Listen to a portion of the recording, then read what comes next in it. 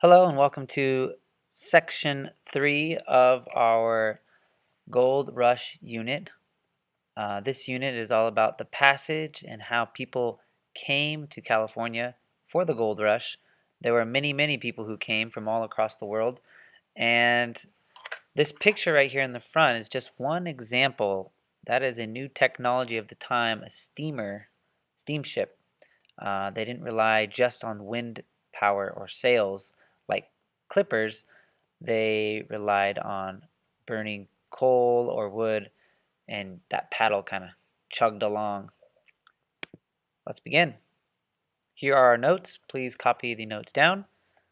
Jot in what you think goes best for each section, and if you miss one, no problem. Come back to class. We'll talk about it. If you have any other further questions for the classroom discussion, please, of course, as usual, bring them up, jot them down on your notes, and then when you come to class, hopefully we'll be able to help you out. Go ahead and pause the video when you see these so you can write them in your comp notes.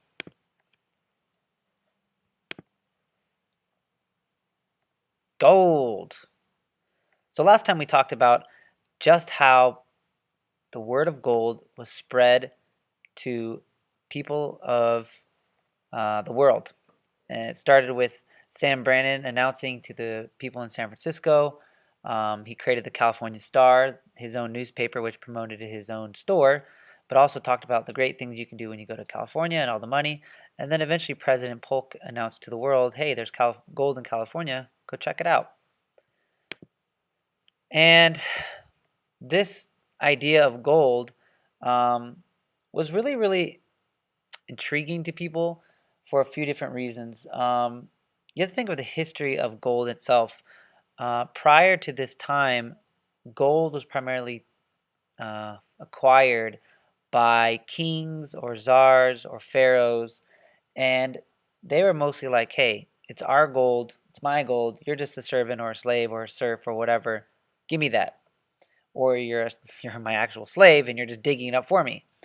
But the idea of California gold was so attractive because it was the first time ordinary people could just go out into the fields and find gold and take it home and become rich.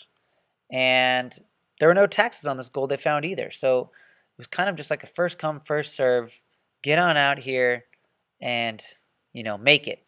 And this was very, very exciting for a lot of people because America already stood for, a land of a second chance, a land of opportunity. And this was just like, that ultimate dream wrapped up into one little bundle for some people. And if I'm sure you may have heard of this term called the fishtail. Well, a fishtail is when, for example, you go out fishing with your grandpa and you catch a 2-pound fish. But then when you get to school on Monday, you tell your friends, oh, we caught a 3-pound fish. And then your friend tells his parents, oh, my friend at school just caught a 5-pound fish. And then that story of the fish keeps getting bigger and bigger and bigger. Well, that was the same thing with the gold. They found $100 worth of gold. Well, it turns into $1,000 of gold worth of gold, and it becomes, more and more attractive. But I mean, going to California was a huge risk. It was amazing that people were willing to quit their jobs, leave their families, leave their kids, just leave everyone behind and just go out into the wilderness because California wasn't what it is today. It was just the wild. It's almost like someone saying, "Hey, there's gold in Antarctica. Go check it out." And these success stories of all the money that was getting found in the newspapers and the word of mouth were so amazing. People said, you know what? I love you, Mom. I love you, Dad. I love you, wife. I love you, kids. I've had fun at my job, but sorry, this is just something I got to do. It's just too great of an opportunity here. I can go out there and mine for a summer, come back, and I'm a millionaire.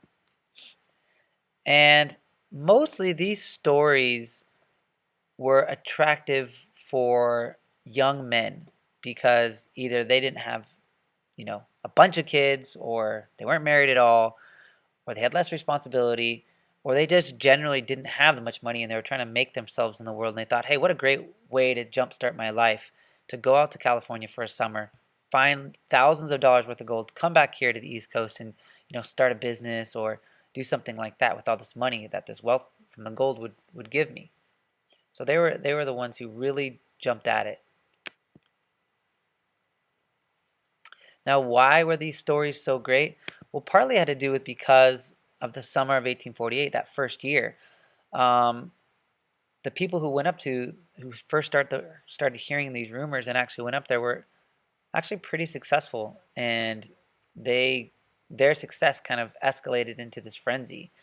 Some of the people who were some of the first people, besides the Mexicans or the San Franciscans or the people who lived around this area, um,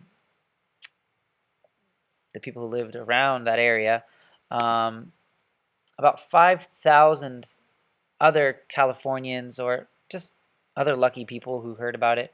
Some were from Los Angeles, others were just maybe in Central America, maybe or Central California, sorry, maybe from Oregon or something like that. Just kind of in the close vicinity of where this was happening. Um, they struck it rich. Now, people did hear about it in Chile in August of 1848. So some of the luckier ones who really quickly, uh, shot up there may have had a chance, but it wasn't that many, relatively speaking. I mean, 5,000 is a lot, but many more will come. An example of this success was one man dug up 52 pounds of gold in 8 days, and 52 pounds of gold is a humongous amount of money. So uh, those kind of success stories really, really got everyone, excited, to say the least. And here's some early pictures of the gold field. I mean, I'm not necessarily sure if these are the one up here in the top left is from 1848, but you can see there wasn't that many people around. They're kind of just digging and trying to find some gold, and the gold was kind of easy to spot. It was roughly on the surface. So how did these people get there? We hear about these success stories of 1848. People are making a lot of money that first summer. Now it's the second year. It's 1849. President Polk has already announced it. This summer I'm going to be in San Francisco. This summer I'm going to get gold. How am I going to get there? There was three main routes to California. And you can kind of see it in this map here. The first was to take a clipper or ship and you'd sail around Cape Horn of South America. So if you look at the dark line near Boston, you take that ship all the way around South America, down all the way to the bottom, through the Strait of Magellan, and then all the way back up into San Francisco. That was one way. A second way was to just kind of walk, grab an oxen, grab some mules, grab a stagecoach or a wagon, and you just kind of head out, follow the Oregon Trail or the California Trail, and go that way. That way was lucrative to a lot of people because we'll find out in a little while, but mostly because the family could come and they could bring their stuff and stuff like that. But a third way, the fastest way or a faster way, was to actually take a steamer, or you could take a clipper or a steamer. They either went from Boston or New Orleans, and they would come down to Panama. That's kind of the dotted line.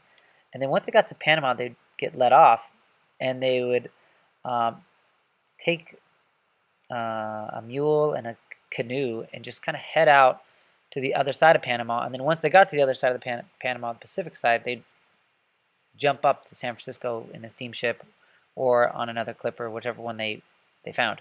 So that way it was the fastest one. So here's a kind of pro and con list for each route. Pro being green or good, con being bad or red. So around the Cape Horn, good thing, relatively safe. You just pretty much sit on a boat all day. You had a lot of free time, so maybe you could fish or gamble or read or talk to people, make stories, etc. And a lot of the meals were provided by the ship captain. So it was kind of a business. They would hire, you'd pay for your ticket. The ticket would include the trip there, but also, food to survive to get there, because it wasn't like this was, a day trip, like, or even a week trip like today. You go on a cruise ship or whatnot, and the food's provided, but it's This is we're talking a long time here. So a bad thing about this was scurvy. You're on this ship for about 6 to 8 months. Took a really long time, and you're without, for some of the ships, if they didn't provide this, you were without vitamin C. Why is vitamin C important? Well, vitamin C protects you from scurvy, because if you don't have vitamin C, you get scurvy. And what scurvy does is it basically, uh, it's a really nasty thing. It makes it so all your teeth fall out, and you can eventually die from it because your body needs vitamin C. Seasickness itself was very rampant, meaning people were seasick all the time because of the constant motion. So a lot of people were just like throwing up and stuff like that. Another reason that this was a bad thing was just because it was so boring. Um, During this time, I mean, you're on a boat for 6 to 8 months straight. Nothing else is going on. So, yeah, imagine just sitting in your room for 6 to 8 months.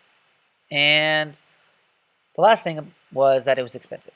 So the price of these tickets, I mean, someone's paying and feeding you for 6 months, plus, they're taking you. So it was expensive for these people, especially for a lot of the young men who didn't have that much money to start with. The overland route, or the route by taking a wagon or horse or just walking yourself. Um, why this was attractive? The good things about it. Well, it wasn't that expensive. It was still expensive. You had to buy food and supplies, but and a wagon and oxen. But it was still cheaper than the ship route. Another thing that was cool about it was you could take stuff with you. I mean, if you're on a ship, you only have a limited amount of space. You really couldn't take that much. But on a wagon, you could take, personal belongings. Heck, you could take your whole family. So that was another thing that was cool for some people. Said, you know what? Let's just go out there, all of us together. Let's leave all this behind and just start a new life in California. And some people did that. But there were some bad sides to this. One was, first of all, it was pretty dangerous. The whole process itself was really slow going. It was slow go because it wasn't like now you're jumping in a car. I mean, you were getting pulled by a big cow basically. So you're going about 2 miles an hour, and you're going over not roads but just trails or just wilderness. So it was really slow. It was really bumpy. It was really uncomfortable. You also had to time it right. So if you left too late in the year, like let's say you're like, oh, I'll just leave in March. Well, 9 months later, you could end up in you know a snowstorm in the Sierra Nevada mountains and you die. So that was bad.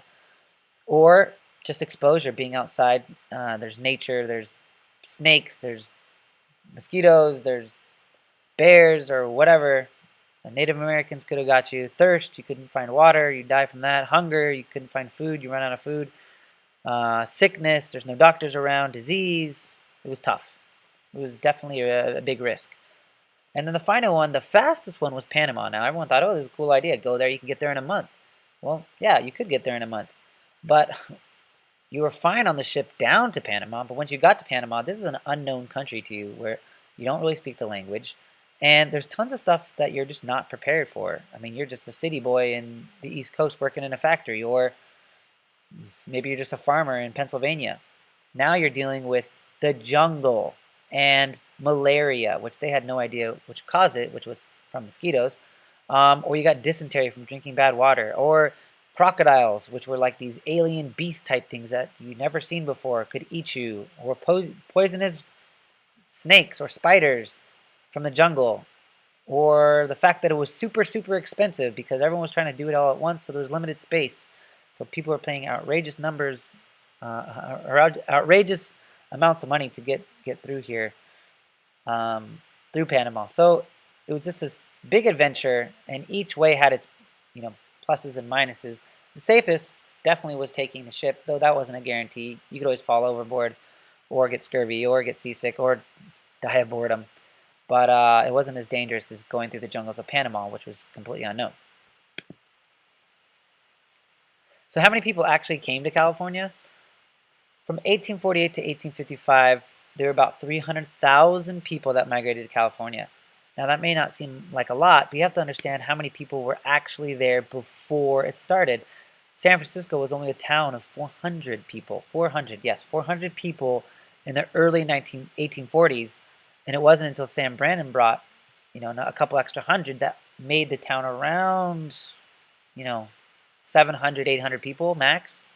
And now we're talking about 300,000 that are coming there. And about 75,000 of these people weren't even Americans.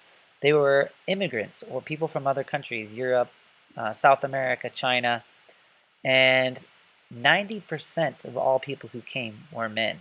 So basically, 9 out of every 10 persons who were there was a boy, which for those boys in the class, you might think that's cool. As an adult, not so cool. You want to have a good balance. Having all boys isn't that fun like you'd think it would be. These immigrants or people from other countries came from China, Europe, like lots of different countries, England, Germany, France, Switzerland, Italy, etc., Russia, South and Central America, Mexico, Chile, Panama, etc. So there was lots of different people who came here, and today there's lots of people who live together from all around the world. Back then, it really wasn't like that, so it was a very unique experience having all these different kind of peoples together. And that's it.